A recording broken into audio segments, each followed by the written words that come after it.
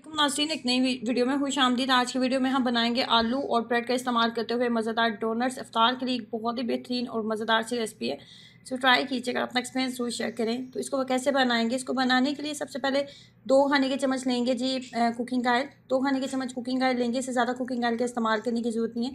4 से 5 अदद लेंगे सब्ज़ मिर्चें और इसकी कर लेंगे हल्की सी भुनाई, ताकि जो मिर्चें ना उनका कच्चापन मुकम्मल तौर पे ख़त्म हो जाए। इसके अंदर मज़ीद मसाले भी जाएंगे, जिसमें डालूँगी साबुत धनिया डालेंगे 1 चाय का चम्मच, साबुत अनारदाना जाएगा इसके अंदर 1 चम्मच, 1 चाय का चम्मच डाल लें। उसके बाद जी इसके अंदर ज़ीरा जाएगा 1 चाय का चम्मच, नमक मैंने आधा चाय का चम्मच डाला था। उसके बाद जो चिली फ्लेक्स है वो भी 1 चाय का चम्मच डाला था।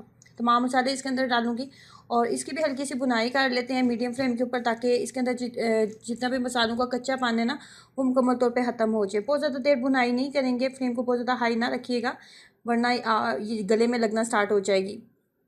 उसके बाद बॉयल आलू लिए थे, 3 से 4 बॉयल आलू थे, आधा किलो के करीब आप कह सकते हैं।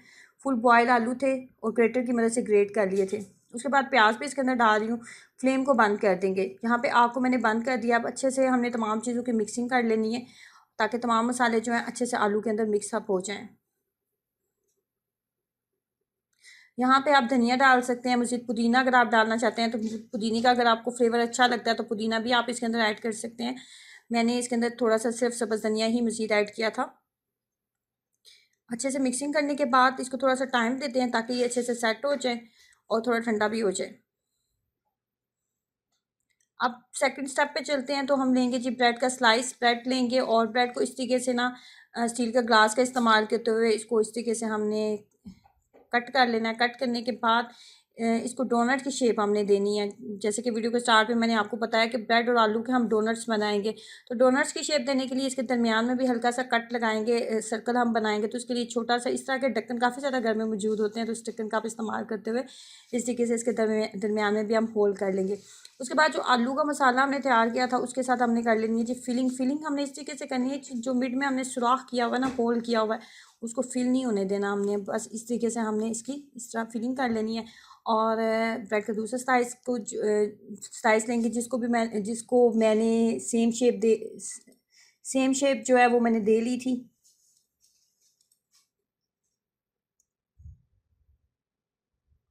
तमाम डोनट्स इस तरीके से तैयार कर लेंगे। उसके बाद लिए थे मैंने 3 अदद अंडे लिए थे। 7 से 8 अगर डोनट्स बना रहे हैं तो उसके लिए 3 अंडे जो है काफ़ी होंगे। उसके बाद जो ब्रेड थी ना, वो जो एक्स्ट्रा ब्रेड बच गई थी उसको मैंने डाला था मिक्सचर में, वो उसमें चॉपर में अच्छे से मिक्सअप किया था। मिक्सअप करने के बाद इसको अच्छे से हम कर लेंगे फ्राई 5 से 7 मिनट। अब आप देख रहे हैं कि मैंने डोनट्स को पहले अंडे के अंदर अच्छे से उसको मैंने किया, उसकी कोटिंग की, अंडे की कोटिंग की, और उसके बाद जो अभी मैंने ब्रेड क्रम्स तैयार किए थे उसकी कोटिंग की थी। ये जो अगर ब्रेड आपके पास बच गया उसको आप हल्का सा कढ़ाई में फ्राई कर लेंगे, तो वो भी ब्रेड क्रम्स के तौर पे आप उनका इस्तेमाल कर सकते हैं।